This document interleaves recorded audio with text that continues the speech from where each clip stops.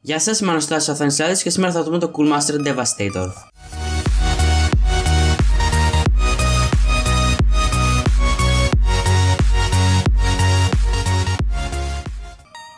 Το combo αυτό αποτελείται από ένα πληκτρολόγιο και ένα ποντίκι, κατασκευασμένα όπως είπα από την Cool Master. Βλέπουμε την εταιρεία να κάνει αρκετά φιλότιμες προσπάθειες ώστε να πλησιάσει τους budget friendly gamers. Και χωρίς άλλη καθυστέρηση, ας ανοίξουμε τη συσκευασία. Ανοίγοντας το κουτί, βλέπουμε ένα user guide και ένα οδηγό για το πώς θα ενεργοποιήσουμε το φωτισμό του πληκτρολογίου. Το πληκτρολόγιο δεν προστατεύεται επαρκώς.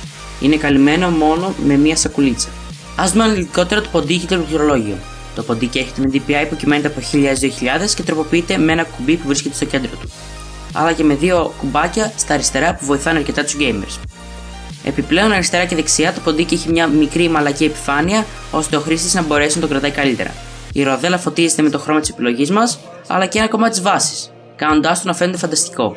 Να σημειωθεί πως το χρώμα το επιλέγουμε κατά την αγορά, είτε κόκκινο, είτε μπλε, είτε πράσινο, και δεν μπορεί να αλλάχτεί από τον χρήστη. Παίρνοντας το πληκτρολόγιο, βλέπουμε πως δεν έχει ελληνικούς χαρακτήρες, αλλά αυτό δεν μας εμποδίζει να γράψουμε στον υπολογιστή μας ελληνικά, αρκεί να γνωρίζουμε σε ποιο ελληνικό γράμμα αντιστοιχεί το εκάστοτε πλήκτρο με τον λατινικό χαρακτήρα. Το πληκτρολόγιο δεν είναι μηχανικό αλλά μεμβράνης, εξού και η χαμηλή τιμή του. Ο φωτισμός είναι αρκετά ικανοποιητικός. Επίσης, στο πάνω μέρος του πληκτρολογίου υπάρχουν τα λεγόμενα Media Center Buttons, το οποίο είναι το Play, Pause, Stop, Next, Previous, αλλά και Volume Up, Volume Down.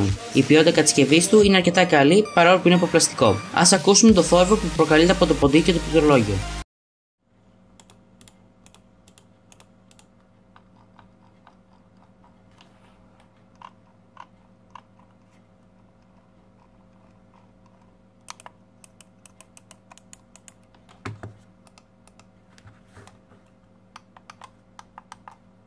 Το κλικ του ποντικιού είναι ανεκτό και το scrolling είναι σχεδόν αθόρυβο.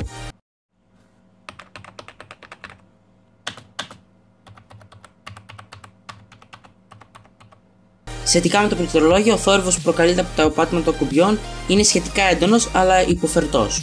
Το combo αυτό είναι ενσύρματο. Να σημειωθεί πως αν θέλετε να το χρησιμοποιήσετε το combo αυτό στα Mac, θα πρέπει να κάνετε εγκατάσταση ορισμένων προγραμμάτων προκειμένου να λειτουργήσει στο backlight στο πληκτρολόγιο. Να ξέρετε πως θα έχω το πρόγραμμα αυτό κάτω στο description. Τέλος, το ποντίκι και το πληκτρολόγιο μπορούν να βρεθούν στα ελληνικά καταστήματα στην τιμή των 40 ευρώ. Όμως πολλοί από εσάς θα αναρωτηθείτε αν αξίζει η αγορά του. Πολύ απλά θα απαντήσουμε ένα ναι. Γιατί είναι μια οικονομική και καλή πρόταση για τους gamers που δεν θέλουν να ξοδέψουν πολλά, αλλά δεν θέλουν βέβαια να θυσιάσουν και την ποιότητα. Αυτό είναι το βίντεο για σήμερα. Έτσι πλέον θα είναι τα βιντεάκια μου. Αρκετά σύντομα, χωρίς βέβαια να χάνουμε κανένα βασικό νόημα. Ελπίζω να σας άρεσε.